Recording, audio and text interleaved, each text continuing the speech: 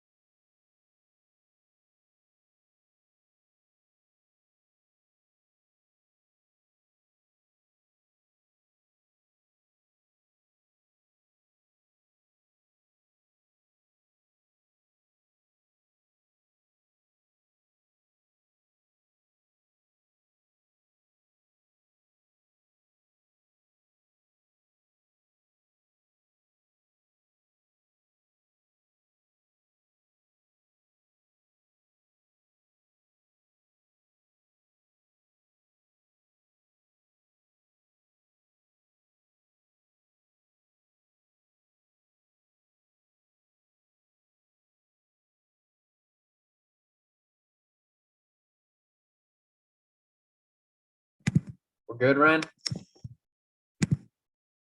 Yep, you can go ahead and start. I'm just going to take us live on Facebook. Okay. All right. Good evening, and I want to welcome everybody to our mid-session town hall. It's been pretty hot and heavy, and we got about a month left in session. Additionally, we are 2 weeks away from crossover. It is not this upcoming Monday, but the following. And essentially what that means is every bill that was proposed by the deadline, because there's a bill drop dead deadline, has to get out of either chamber, the Senate or the House. And then after next Monday, then if they've passed that respective chamber, then they cross over to the other chamber. They get another hearing, another round of testimony, another round of questions and votes, and it has to pass through that second chamber for a bill to become law. And then obviously, eventually, it ends up on the governor's desk for him to sign or allow for a pocket passage, or he could veto it. And then that's really how a bill becomes law. So this session, as we've talked about quite a bit, Southern Maryland has fantastic representation, I think, especially on economic matters, because we are chair and vice chair of the Economic Matters Committee. The chair is Delegate C.T. Wilson, a mentor of mine, but also a delegate from Charles County. And this year I was fortunate and lucky enough that the speaker selected me to become the vice chair. And it's been an incredible opportunity. It's humbling.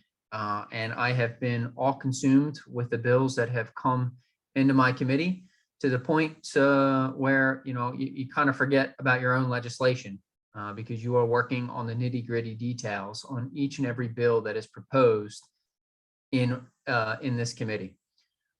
Below there are the subcommittees. Just of note, really the main one for everybody is I am on the Public Utilities subcommittee. Okay, so just want to do a quick legislative review of my slides. That'll be the next two slides. Let's see if I can get this to be a bigger screen. No, for some reason it doesn't want to. It doesn't want to go into preview. But these are the bills that we've proposed and are making their way through the House. So as we're all aware, inflation, I just saw a report this morning, I think, or it was late last night, that inflation was 7.9%. Obviously, we haven't seen those types of numbers since 1984. And I know that people are out there and they're struggling. And I know it has been quite challenging for so many of you. Even taking your kids to and from sports events now costs significantly more because the price of gas has gone up. The thing that I would say is the speaker today worked with other leaders, and we are going to halt the gas tax for the next 30 days. Additionally, before gas began to rise, just recognizing that it has been a tougher environment for so many families out there, put in a package of essentially tax cuts for so many Maryland families. Two of those provisions, I am the sponsor, the lead sponsor, or the number 2 sponsor on that bill. The one that I want to talk about, and we got it through, it has already passed the House, is the infant items tax exemption. And it essentially exempts baby bottles, bottle nipples, and car seats from tax going forward. The other one that I worked with Delegate Dana Jones, and she is a delegate from Anne Arundel.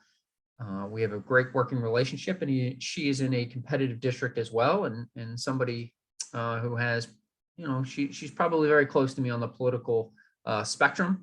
She put in a bill to exempt diapers from sales tax, and that one is also moved forward. So I'm looking forward to both of those bills getting their hearings in the Senate and having a positive outcome, and hopefully we give Maryland families, each and every family, a little bit of relief through this time. Second, everybody knows kind of, I don't know, this has become somehow my issue, but it's removing changing clocks and going on to permanent daylight savings time. I know for so many of you, you've heard me brief and talk about this.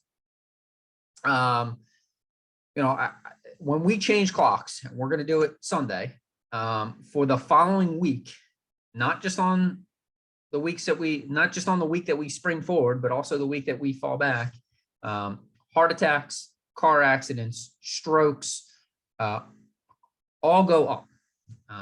It is an actual public health issue, even though I don't know that it has been necessarily framed as such.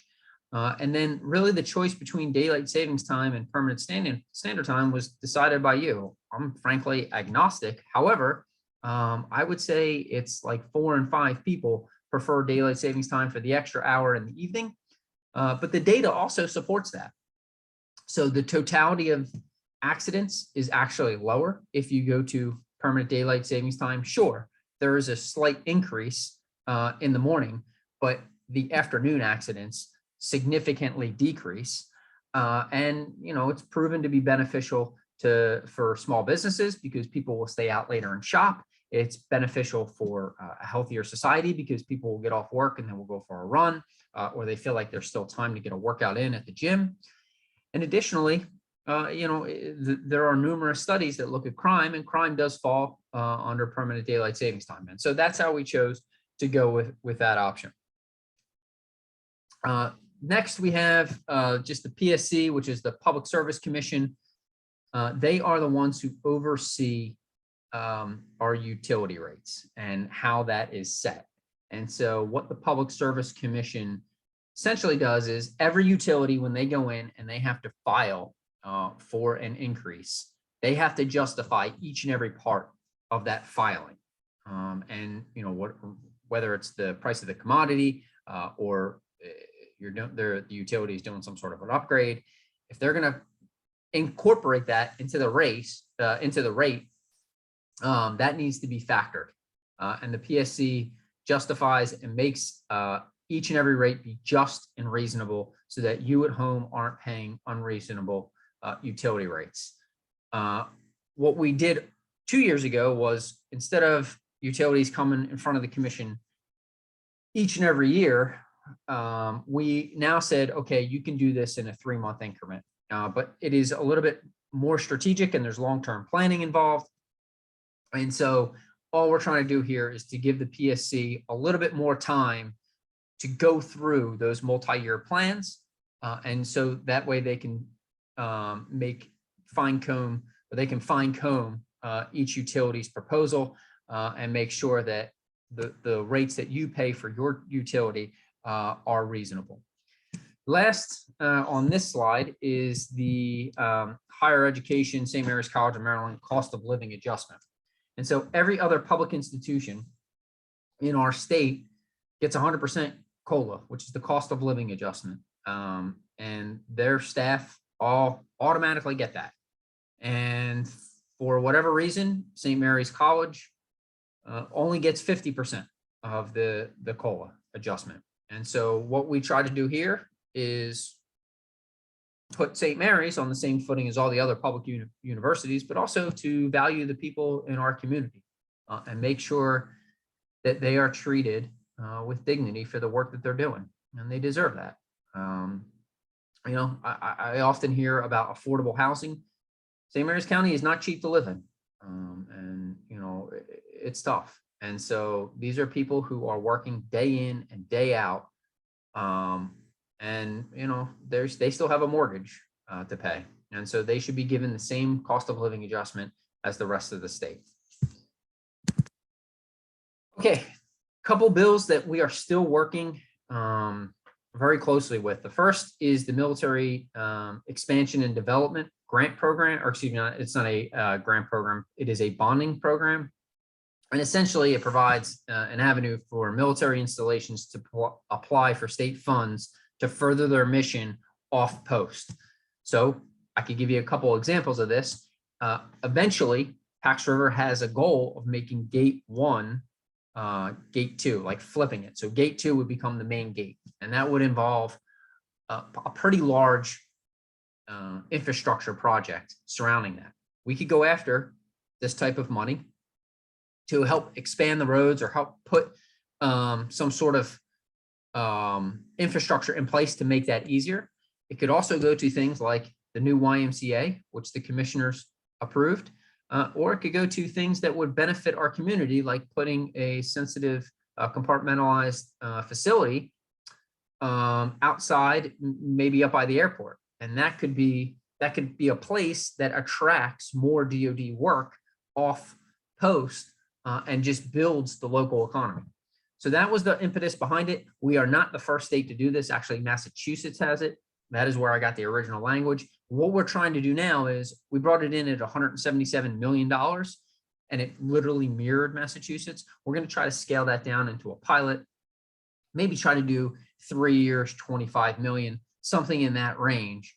So that way we can still take advantage of it. We can still get these infrastructure projects going, and we can protect ourselves against BRAC, which is base realignment and closure, as so many in our community are familiar with, because what BRAC is it is a DoD process where they figure out where to allocate resources within DoD military installations. And with the shift in the focus going to the Indo-Pacific region, we have seen jobs overall, not necessarily at PAX, but jobs overall shift out into the West. And so we want to make sure that we are in the strongest position possible to make sure that not just the jobs remain here at Pax River and St. Mary's County, but that we can continue to expand our mission. The criminal law and decent exposure within the sight of the minor, that is in subcommittee.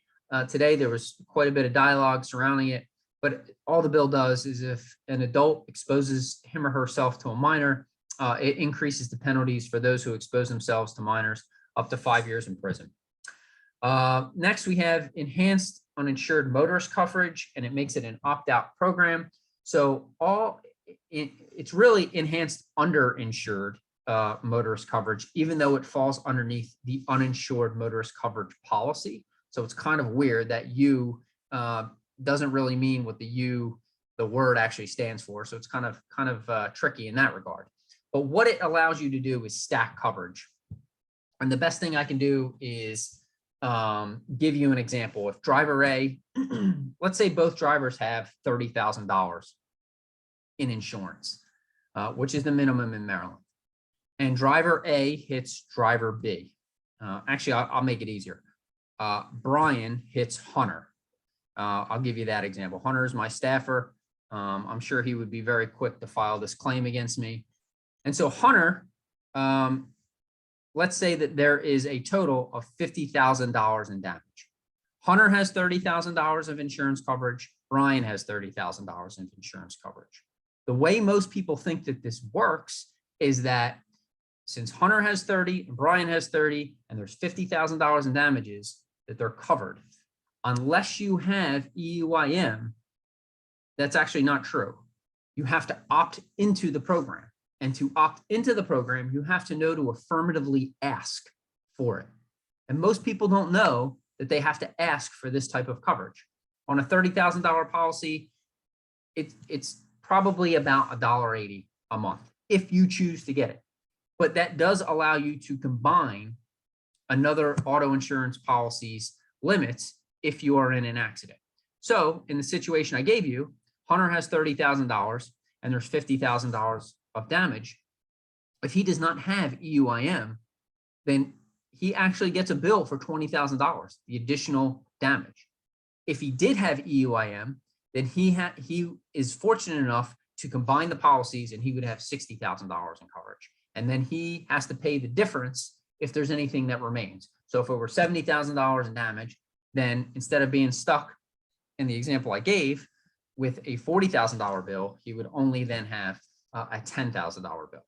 So that is the purpose behind it. It is simply to make drivers aware. It puts it on par with PIP, which we already have the same exact program, and that's what we modeled it off of. So when you get insurance in the state of Maryland in a new policy, it's not for renewals, but in a new policy, and you sign up, this is then offered, and you know and get to make an affirmative choice whether you want to keep it or don't. And the agent is, it's the responsibility of him or her to brief you on that.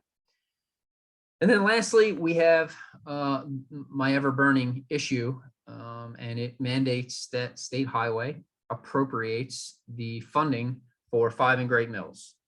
What I can tell you is that this is the #1 infrastructure project in the county, and it essentially says that the state has to prioritize this for St. Mary's County. Some of the conversations that I've heard recently and people texting me that this is going to take away from one county project to the other county project.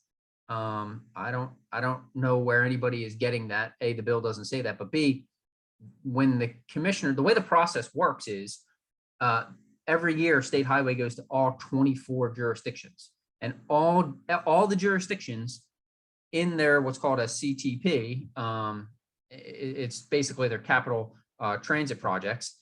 They propose what their projects are. And so for St. Mary's County, this is their #1 project.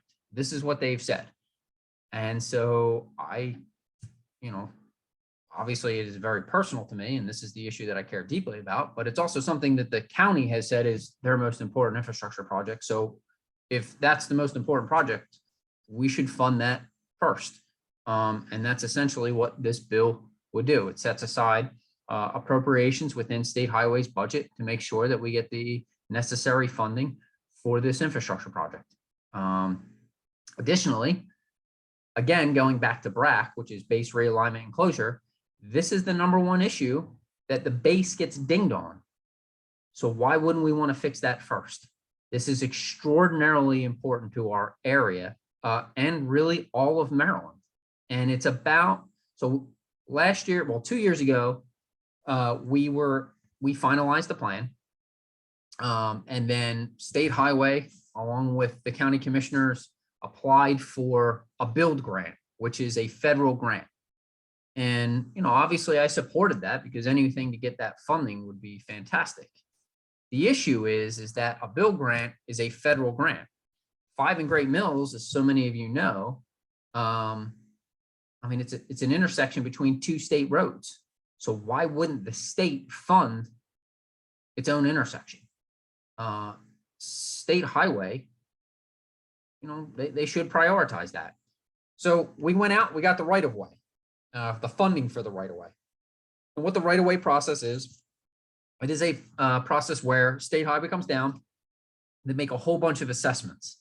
It's really 2 parts. The first part is purchasing land.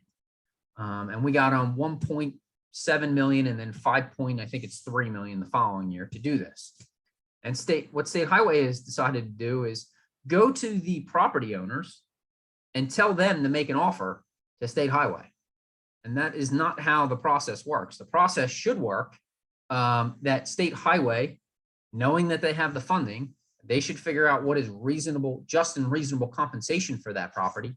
And they should make proposals to each property owner or landowner. I don't know why we would force a property owner to make an offer on a piece of land they're not really interested in selling. It is important not just to St. Mary's County and the region, but, you know, there's national implications to that intersection getting expanded. So there's good cause to widen the intersection and make it easier. I, for the life of me, can't figure out why we wouldn't be making proposals to each one of those landowners to get this thing started. And like I said, I mean, this is the number one thing that St. Mary's County gets dinged on in BRAC. It's more than the bridge, believe it or not.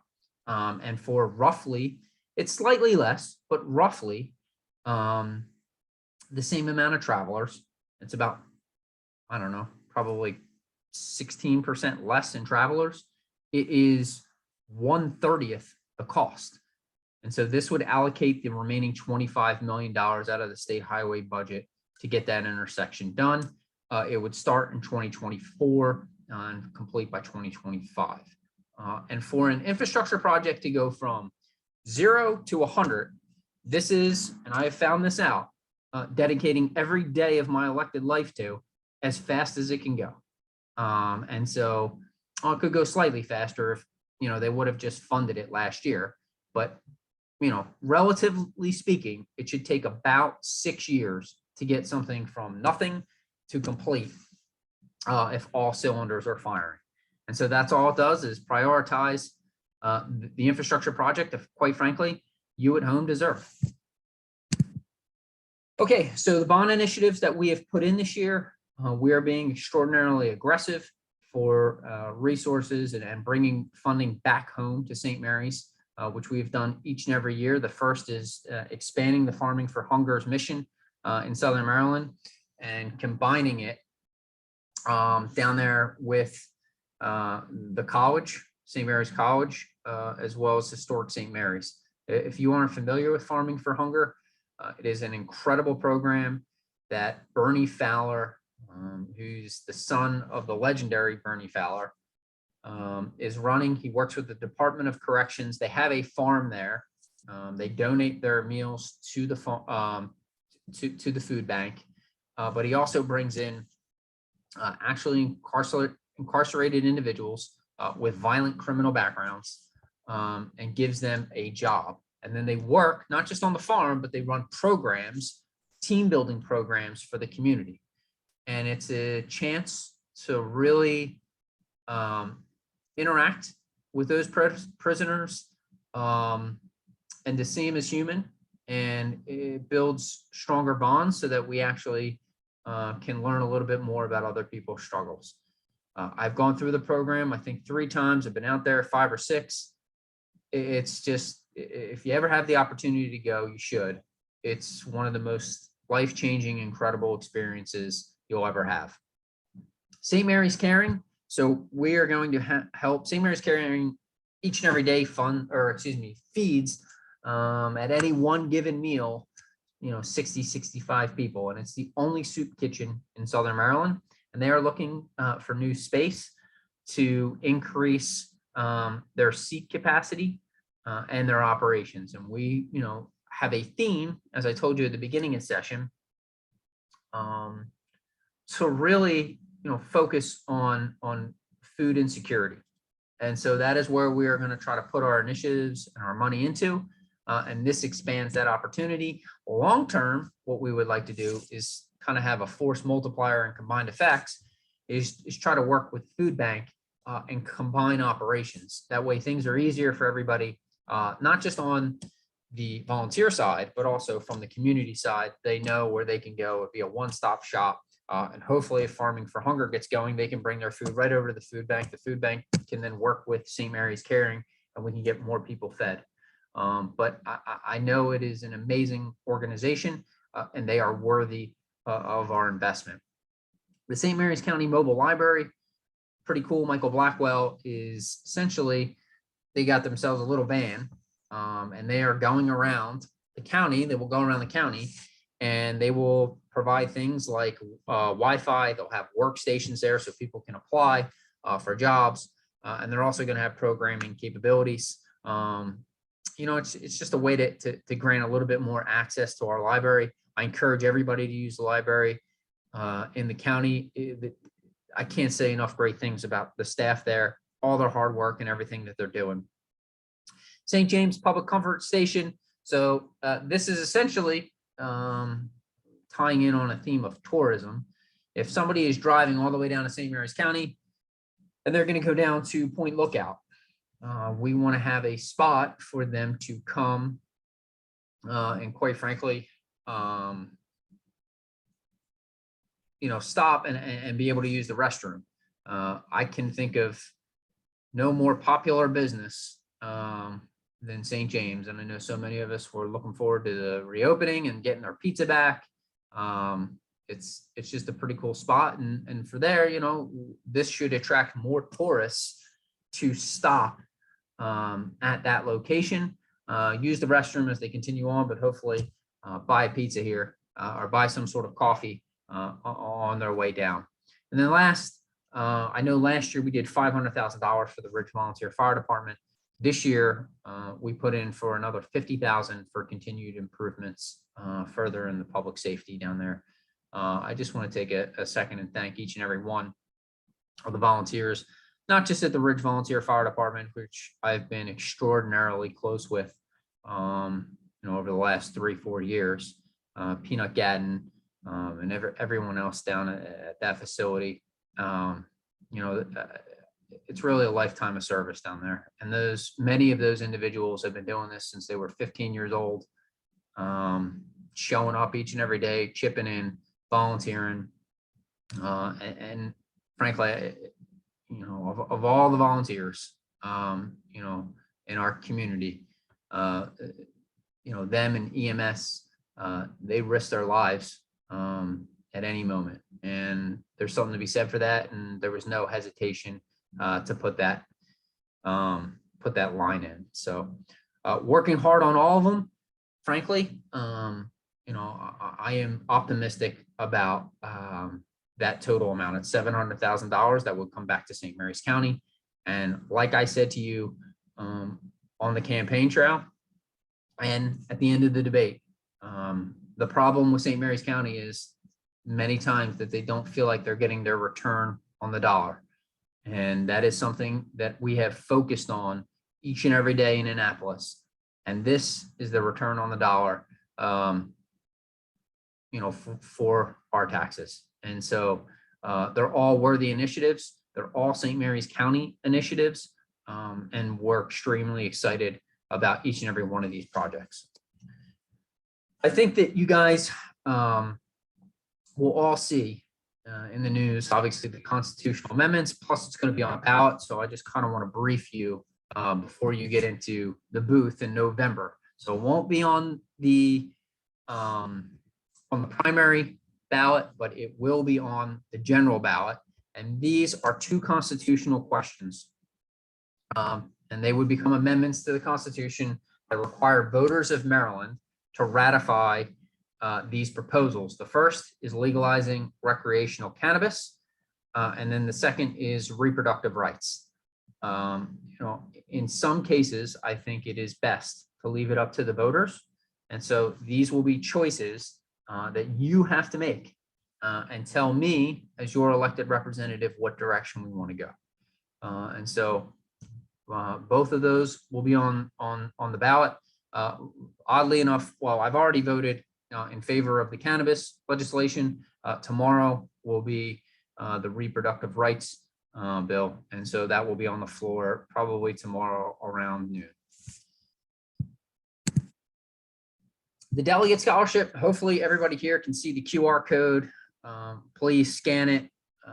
We are trying to make sure each and every student that is attending a trade school or pursuing some sort of certificate or a license or trying to go to a Maryland state school receives some sort of help. And so I am really, frankly, I'm begging you to please apply. And if you don't apply, for whatever reason, please tell somebody who has a high school senior or somebody currently in post-secondary school or post-secondary education to please apply for that and send that to them. We do try to hand out every dollar. I don't understand some many others sit on funds, and that could go to helping a kid here at 29B. And, there's nobody out there that I don't want to help. And then I will leave it on this slide. It kind of goes back to what I was mentioning a few slides ago with the bond initiatives, but this is the state investment into our county. I'm not going to go through it, but I mean, this is things that these are initiatives that I have worked personally on and spent a lot of hours on, making sure that we got that return. I think a few things that are worthwhile to note. First, the $87 million for the Southern Maryland Higher Education Center. That is the largest state investment in St. Mary's County since the Thomas Johnson Bridge. We were able to deliver that. And then the second is roughly the $5 million for the Maryland Heritage Interpretive Center on a historic St. Mary's city. And, this is an opportunity for us to expand their mission, expand their awareness. Obviously, everybody is familiar with the Fort discovery. It's been national news, and it is incredible. Travis Parno deserves a ton of credit down there for the discovery and all the work that he has put in. This morning, we had our first meeting of the Fort to 400 Commission, which is a commission to plot out not just some party in 2034, although there will be a celebration of Maryland's 400th anniversary, which we should all be excited and proud about. But it's also, describing and building out a plan of what we want the southern end of the economy to look like. And, what businesses can we help grow? How can we incorporate the college? How do we incorporate historic St. Mary's City? And how do we elevate all of that? Not just for local residents, for employment opportunities, but for students to be attracted to go to St. Mary's College, and tourists to come here, spend nights, spend their dollars, and look forward to that experience. And really plotting out, what do we want that economy to look like for the next 400 years? So there's a lot of work to be done in a little bit of time, in a little amount of time. 2034, people thought I was crazy for bringing the bill. The cross file was Senator Bailey, worked on it bipartisanly. But when you really start to think about things that you need to accomplish down there, 12 years is a blink of the eye, and it is not that far away. So with that, that concludes and everything that I want to discuss. I know that we may have some questions. So the first one is deals with the St. Mary's College employees to receive the same COLA as other colleges. So it asks, why did Delegate Clark and Morgan vote against the bill? I can't 100% speak for other delegates. I think that there is probably a collective bargaining argument in their mind, but you can't really bargain with the state funding formula. So I didn't really follow that line of reasoning. So, but that's not a question really I can answer. I can't answer for the other delegates. I can just tell you that I think if you work at St. Mary's College of Maryland, you deserve to have the same adjustment as other public universities, because this is a National Public Honors College, and Maryland is extraordinarily lucky and proud to have it. And, we should be paying those individuals that work there, mostly our citizens, what we think is worthy. Is there anything we can do to improve the odds of 5 and Great Mills? Actually, yes. So we will have a hearing. Well, if it gets through the House, and I fully expect it to get through the House, when we have a hearing in the Senate, we need to email all those senators and tell them how important it is to the area. But additionally, show up and testify in favor of the bill. And we will make sure we publish that on our Facebook page, and we will send out, we'll include that in our weekly roll-up. Ren, I don't see anything else. That's all I see too. I don't know if anyone else has any questions, now's the time.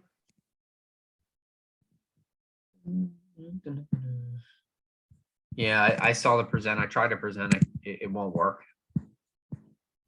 So, all right. Well, I know that that went pretty quick.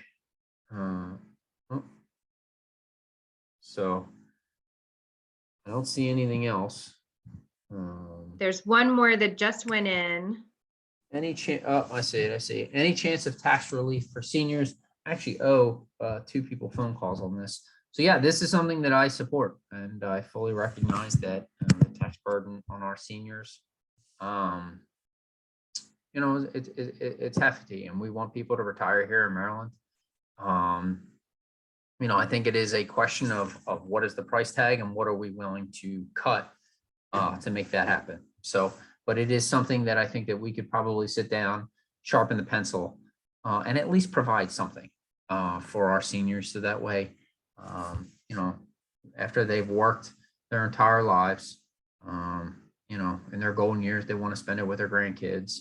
You know, they can stay here in Maryland, and it's a way to say thank you. So, yeah, I you know, it's something that I have supported over the years, and hopefully, you know, we can figure out a long-term solution to this and get it done.